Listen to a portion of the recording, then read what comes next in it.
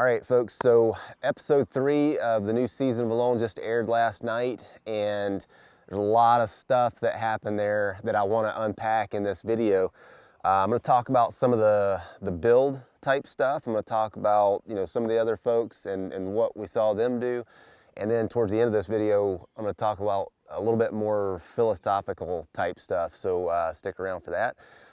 Also, I wanted to mention that the things that I'm building here, the shelter, the refrigerator down by the creek, things like that, I'm going to be recreating all that stuff in YouTube videos. So if you want to see that, make sure you're subscribed to the channel, and also hit that bell icon so you can get notifications when I post those videos. Anyway, let's get started. I've got, while I was watching the episode last night, I was just kind of taking notes on my phone on things to talk about. So let's see here. All right, so the big thing, first off, is Matt's bowstring. Oh man, Matt, I feel for you, buddy, because I have been there.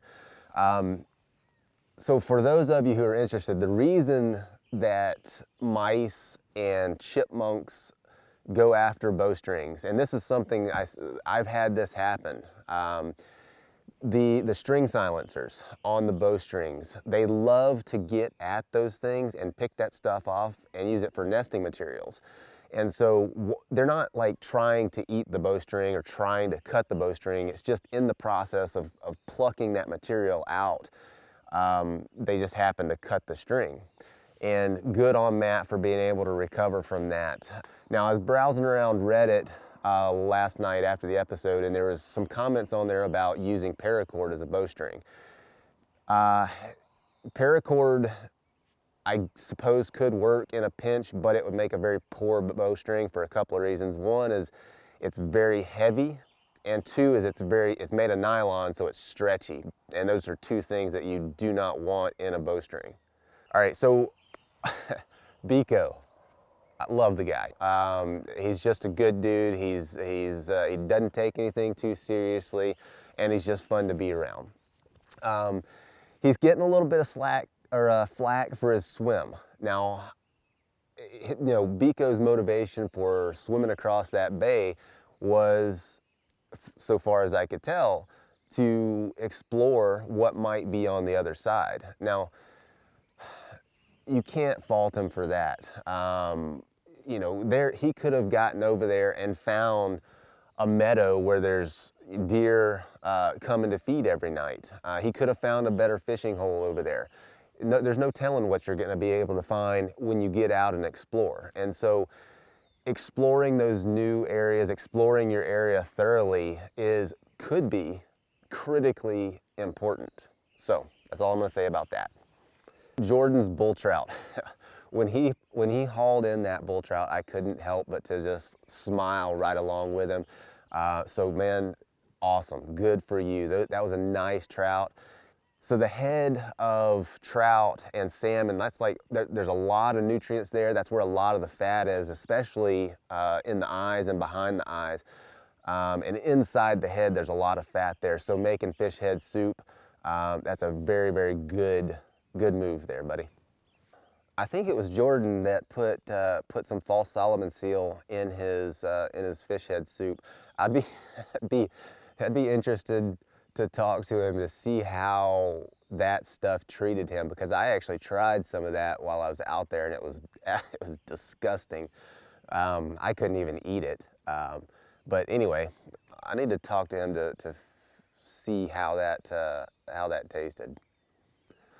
So Michelle, I don't know what she got into. The cow parsnip, I guess that could have been it. I don't know. I've never messed with it. There was some on my site, but I tried to dig it up, and it was just too much work for not enough payoff. You spend a bunch of time with a digging stick trying to dig that stuff up, and you get a little piece of root, that's maybe the size of a golf ball or something like that. So I didn't even mess with it.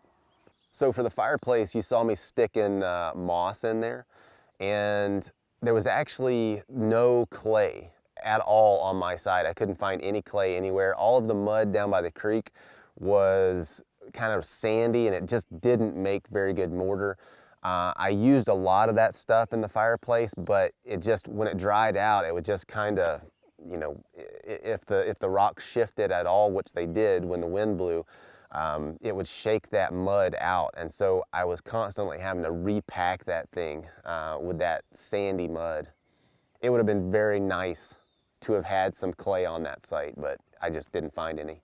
So I missed my family from day one. You know, I wanted to either have them there or I wanted to be home with them. And so when I said I want to hit that button every day, absolutely. I didn't want to be there without them, because so many of the things that I was doing, hunting, fishing, you know, building all the things that I was building, those were things that my boys really would have loved to have been there doing, and I really would love to have had them there with me. We're gonna recreate all that stuff here, and you guys will be able to see all that stuff in some of the YouTube videos. But yeah, I mean, I missed them every single day, but I also knew, and I'm glad they put this in the episode, I knew that my being there and not being with them, I knew that that was temporary. I knew that they would be here doing their own thing while I was out there, and I knew that they would be here when I got back. All right, so in this episode, there's a pretty good segment on there where I go deer hunting and I explore this burn that's on my site. And you can actually, like on the aerials coming into my site, you can actually see this big, if you look towards the back, you can see this big gray swath of timber. That's that burn. It was a pretty significant chunk of my site. And so on the boat ride in, when I saw that burn, I was like, had high hopes for that, that would be an attractive area for big game. And when I got back there, it was not in the condition that I was hoping for. So many of you won't know this, but I was a wildlife biologist for a number of years. I worked for Idaho Fish and Game for a long time as a habitat biologist, and I actually spent a lot of time in that type of ecosystem. And so I'm very familiar with how those ecosystems function. So I just want to take a brief minute to explain to you how a lodgepole, high elevation lodgepole system like that works. So typically, the way that those systems function is that it's an even-aged stand of timber. And so what'll happen is a big wildfire will come through there and it kills all of the trees. It burns up the ground cover, burns off the duff, and those lodgepole have what they call serotinous cones, meaning that when they are exposed to heat, the cone opens up, all of the seeds disperse, and so you have this kind of clean slate for the new group of trees that are coming up. And so it's like mowing a lawn, right? You know, you clip all this stuff off and the new stuff comes up. Now, typically burned areas can be pretty attractive for wildlife, and we saw that in Jordan's season. You know, he was in that burn, he had lots of rabbits, he had the moose come through, and so those burns can be really attractive to wildlife. The problem with my stand is once that fire comes through there, kills all those trees, you have all these dead standing trees everywhere. And over time, the roots around those trees start to rot and they either just fall over or they're blown over by the wind. And when that happens, especially in a lodgepole stand, you start getting these trees that just stack up across each other. And it's like if you took a box of dry spaghetti noodles and just dumped it out on the ground and there's noodles piled up everywhere. That's the kind of condition that that stand was in. Now, right after the wildfire, for the first probably 8 to 10 years, those stands can be very attractive because there's a flush of what they call early successional species that comes up. So highly palatable shrubs, forbs, wildflowers, new grasses and things like that. Things that wildlife, especially deer and elk, like to eat. So they come to those areas. But as that stand ages and those trees begin to fall and jackstraw like that, the big game use in those areas plummets. And when I got to that stand that I thought was going to be my best chance at killing a deer and saw that it was in that condition, for me, that was incredibly disheartening, because my stand was, my site was comprised mostly of lodgepole, which is typically not a very productive type of ecosystem for big game. And so I pinned a lot of hopes on that burn being productive. And when I found that it wasn't, you know, that for me was very disheartening, because I felt like that if I was going to kill a deer, which I felt was my best chance at staying there, I thought that that was going to be my best chance at finding a deer. And I wasn't seeing much for deer sign. The fishing was very, very tough. There were grouse around, but they were pretty flighty. They were hard to get a shot at, and I wasn't seeing much for hares. And so, you know, I felt if I was going to be able to stay there, I felt like deer was going to be my best chance to do that. So yeah, it was very disheartening to find, you know, what I found when I got there. I really try to live my life without hoping for things to be different than they are.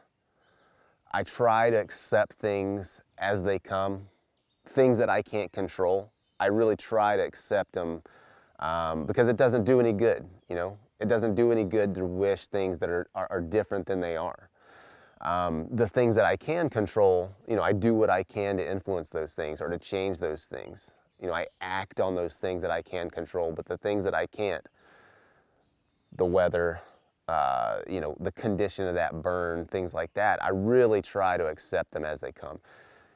But, you know, there's some times where you just can't help it, right? I mean, there's so much riding on the outcome of certain events that you can't help but to hope for the best. And I did. I allowed myself to hope for the best. And those hopes were dashed. You know, once I found the condition that thing was in, it was very disheartening, and I let that get to me. But you know, things happen like that, and you either let them eat you up inside, or you find a way to push through. And so hopefully in the next episode we'll see how all that plays out.